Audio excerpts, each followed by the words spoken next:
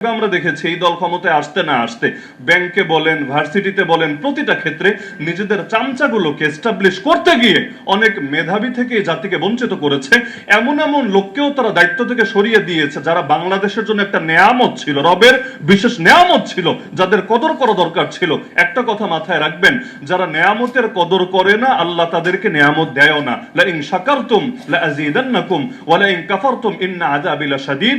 যদি তোমরা কৃতজ্ঞতা আদায় করো আমি আল্লাহ নেয়ামত বাড়িয়ে দিব, আর যদি অকৃতজ্ঞ হও আমার আযাব কিন্তু বড় ভয়ঙ্কর। সুতরাং এ সমস্ত দলের চাটুকারিতা ছাড়েন, সব জায়গায় দলীয় প্রভাব বাড়ানোর এই চেষ্টা ছাড়েন, না হলে এক সময় মেধাবীরা খুঁজে পাবেন না, প্রতিটা ক্ষেত্রে লোকই খুঁজে পাবেন না, তখন এই দলীয় চামচারা আপনাদের পতন আর ঠেকাতে পারবে না। আর আজকে সর্বশেষ পয়েন্ট হলো আমার, ডিজিটাল শিক্ষা এবং এআই এটার ব্যাপারে বিশেষ ফোকাস দেওয়া দরকার।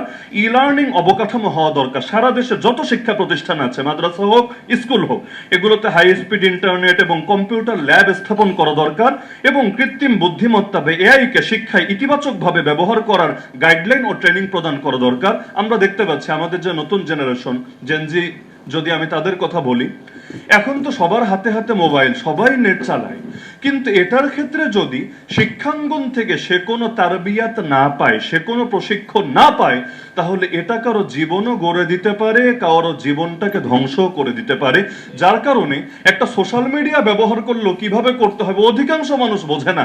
একদল আরেক দলকে গালি দেয় যে এরা হয়তো অনলাইনে অন্যদেরকে ক্রিটিসাইজ করে, খারাপ ভাষায় গালিগালাজ করে, কিন্তু দিন শেষে দেখবেন এই রোগগুলো কমন ভাবে সবার ভেতরে ছড়িয়ে পড়েছে।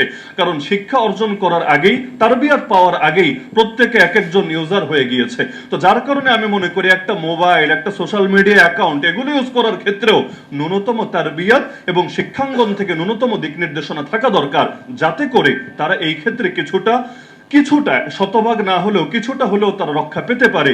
আমাদের দেশে সবচেয়ে অভাব হলো একটা জিনিসের, যেটা আমাদের কওমি অঙ্গনেও আছে, পাশাপাশি মোটামুটি সব অঙ্গনে আছে। এটা হলো ভিন্ন মতের প্রতিও যে উদারতা রাখা যায়, শ্রদ্ধা রাখা যায়, সম্মানজনক দৃষ্টিভঙ্গি রাখা যায়, এই শিক্ষাটাই তো দেওয়া হয় না ভাই শিক্ষাঙ্গন থেকে। যদি হতো তাহলে দ্বিমত তো আদবের সাথে করা যায়, কারো সাথে রাজনৈতিক মতভিন্নতাও সুন্দরভাবে করা যায়। মুসলমান তো সেই জাতি ছিল যাদেরকে দেখে কাফেররাও শিখবে, অথচ আমরা এখন এমন জাতি হয়েছি কাফেররা আমাদেরকে দেখে ইসলাম কি শিখবে, উল্টো তারা আফসোস করবে। আর এটা যদি হয় মুসলমানের চরিত্র, নাউজুবিল্লাহ, আমাদের আর মুসলমান হওয়ার দরকার নেই।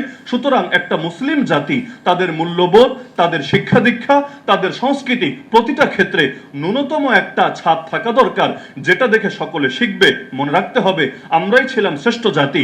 যতদিন পর্যন্ত নিজেদের শ্রেষ্ঠত্ব ধরে রাখতে নিজেরা সচেষ্ট না হব, আল্লাহ রাব্বুল আলামিনের সাহায্য আমরা পাবো না। ইন্নাল্লাহা লা ইউগাইয়িরু মা বিকওমিন হাত্তা ইউগাইয়িরু মা বিআনফুসিহিম। নিশ্চয়ই আল্লাহ কোন জাতির অবস্থা ততদিন পরিবর্তন করেন না যতদিন না তারা নিজেরা নিজেদের অবস্থা পরিবর্তন করে।